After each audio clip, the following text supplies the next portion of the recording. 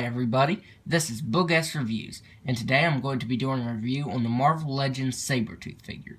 So before we take a look at Sabretooth, let's take a look at the only accessory that he comes with, which I already put on Apocalypse, the left arm. So he comes with the left arm right there, and that is it. I feel like maybe he should have came with like some alternate heads or hands or something, but nope, you get him as is. So let's go ahead and hop straight on into this review. So looking at the head sculpt, I really do like it, but there are some pros and cons here, so I'll go over the pros first. So the head sculpt is just really awesome. I love all of the detail that they sculpted into his face. Like, it has a lot of emotion to it. And I think the paint apps really help convey that. Like the red around his eyes, that's printed on. Like if you get up real close, you can tell it's kind of pixelated. Well, it's not picking up on the camera, but this is printed on. But from really far back, you can't tell that it's printed on. It's using the face printing tech, but it looks really nice. And so does his hair. It has a wash of brown over it. And I really like it. Like I said, it just brings out a lot of the details. The same with well, it's not really paint, it's the printing tech. With the face printing around the eyes right there, that looks really awesome. It brings out a lot of the details. And there, his sideburns, or his chops I should say, have that wash to them as well. So that's the pros. But for the cons, is his mouth is a separate piece. And I'm not sure, yeah. So right there you can tell that it is two separate pieces. It kind of looks, when you take the head off, it kind of looks like a ventriloquist dummy. And I'm not sure why Hasbro did that. Like, it doesn't make sense why. Maybe because there's so much detail to it, like the teeth and the inside of the mouth there. I don't know, because some figures have had like an open mouth before haven't had this. This is the first one that's coming to mind that Hasbro has done this with. So another thing is, where was it? Over here, the brown mist is marked by just a little bit. I think that his eyebrows should have that wash over them as well. I feel like they look a little bland when compared to his hair, which has that wash over it, which brings out the details. It's just a nitpick. But I really don't understand why Hasbro made his jaw a separate piece right there.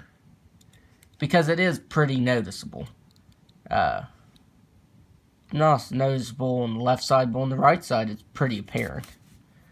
So he also comes with this fur collar, and this is a completely new piece as well. You can take that off, but his neck's going to look really big. Because Hasbro never did fix that peg. I really think that they should have, because that peg, this is the Hyperion body mold, so it's nothing new, but all the figures that have this body mold, the neck peg is just, it makes the head sit up way too high. But with this collar piece on, the fur collar there, it actually doesn't look as bad. It makes his neck not look as big. There. Hold on. There. And it has a wash over it as well. And it brings out a lot of the details. So I really like that. It just looks really nice. And as for the body, there's no sculpting detail, I mean, other than what's already been on it. And as you can tell, some of the paint apps are a little wonky. Like the brown right here, it just stops and it should go all the way through. Or semi all the way through. You can see there's some yellow right there.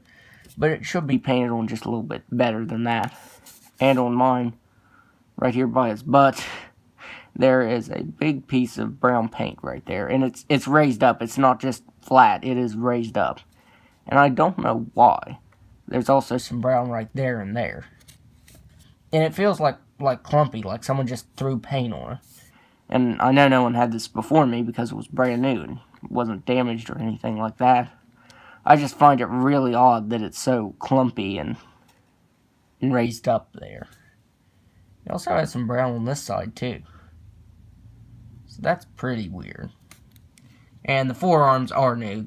That is new for this figure. And I want to say the hands are new. Because, let me get focus in here. it's not one there.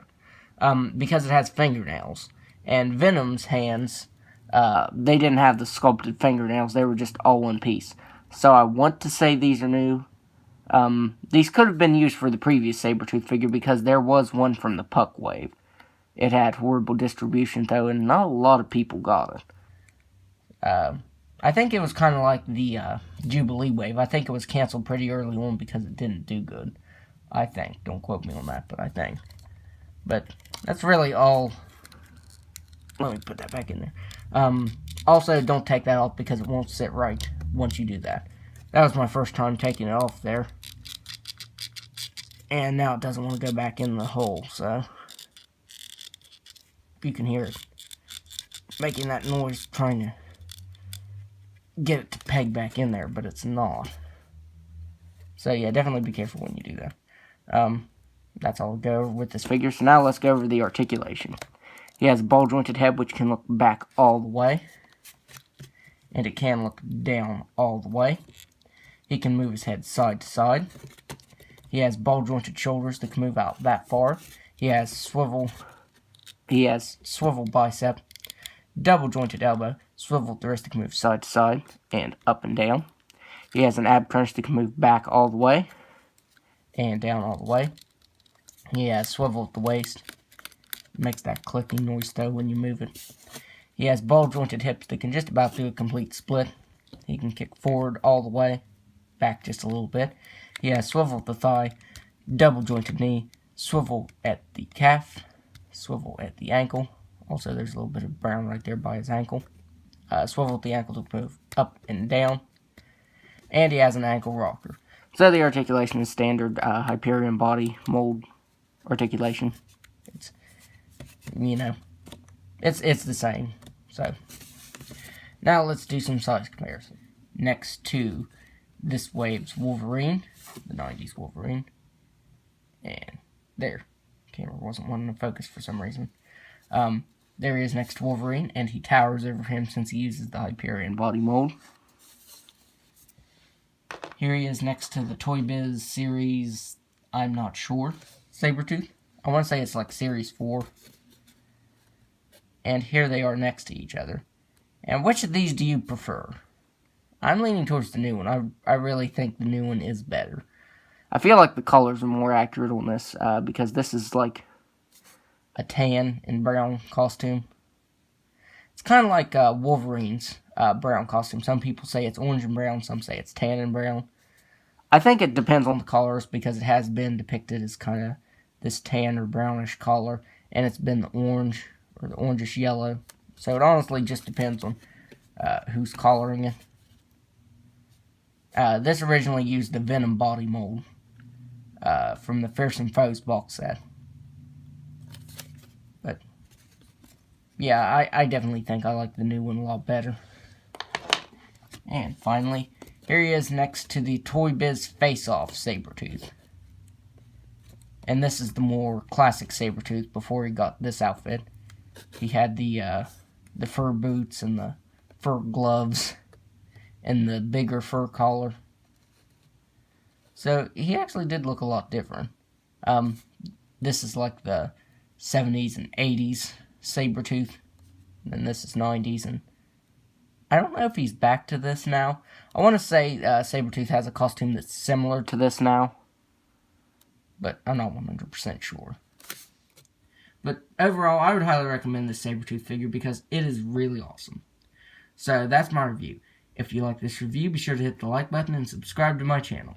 Thanks for watching.